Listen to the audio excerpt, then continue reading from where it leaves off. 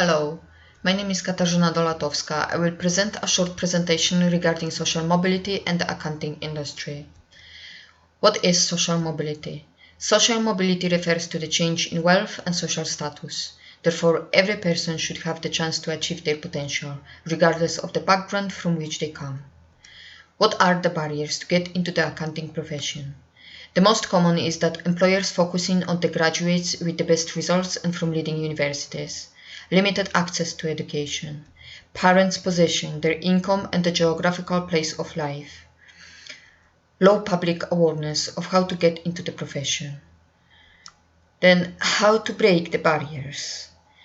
Access to education is critical for less privilege. Creation of programs to improve school achievements for children from low-income families. To achieve that, government should increase spending on education.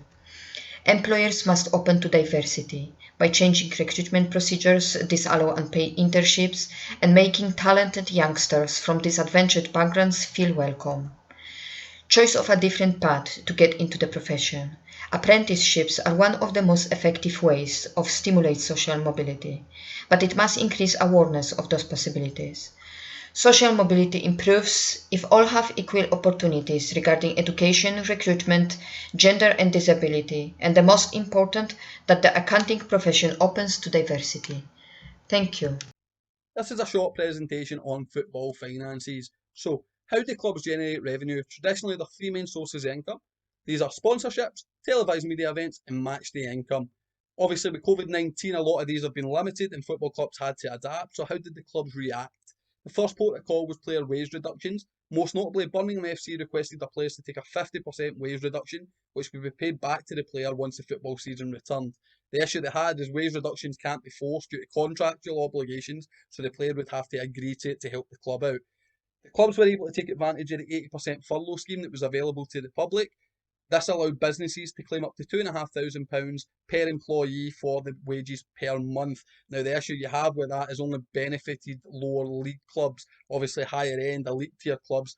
Players are on that daily, never mind monthly. So, as you can see, only 10% of elite level clubs took advantage of this scheme, and most of that was on their youth academy and youth team. So, clubs had to turn to new ways to generate revenue. One of these new ways was through the generation of esports. Now, esports, according to Deloitte, 25% of regular televised viewers that would tune into a normal broadcast tuned into the esports final.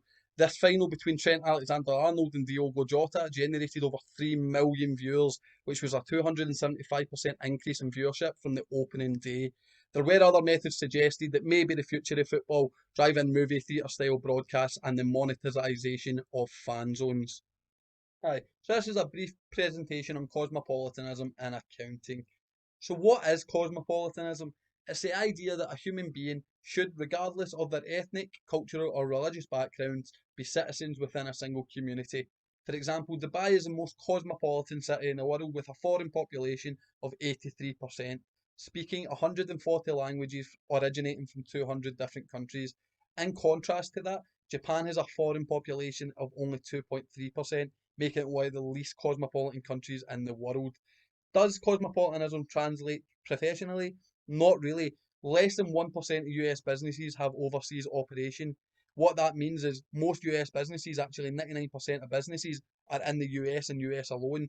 Of those that do have foreign overseas operations, 60% of them are based in the UK or Canada, which is other English speaking countries. It's estimated that nearly 90% of the world's population will never leave the country that they're born. And this shows that businesses are still deeply rooted to their societies.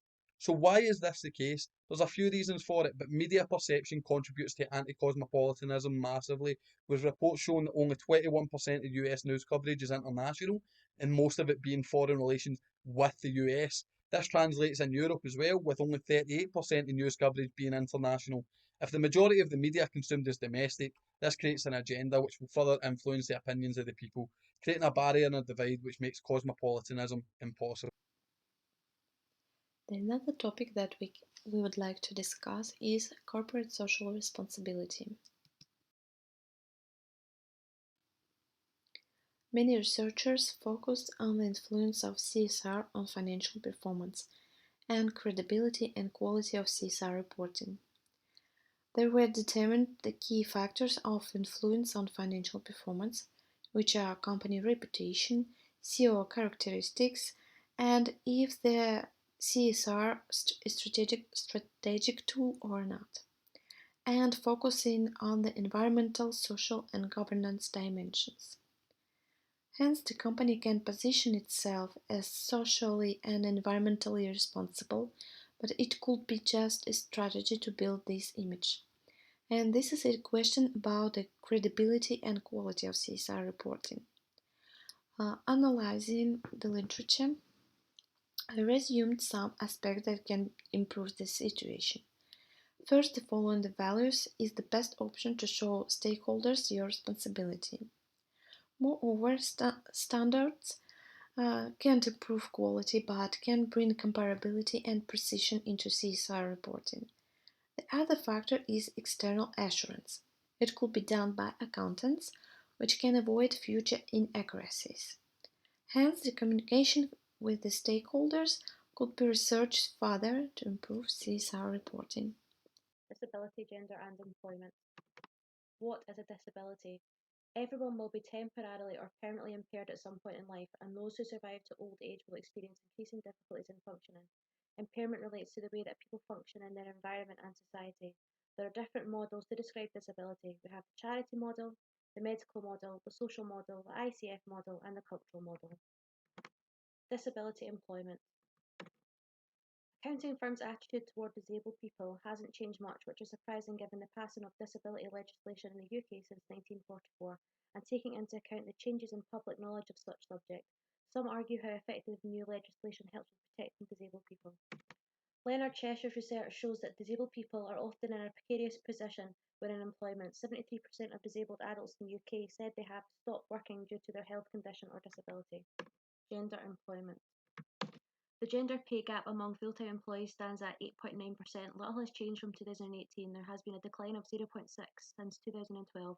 The gender pay gap for all employees dropped from 17.8% in 2018 and 17.3% in 2019, and this continues to decline. There has been many studies developed on gender differences in occupations. A theoretical glass ceiling approach has been used internationally to explain the occurrence of barriers that prevent the professional growth of women and cause wage differences between men and women.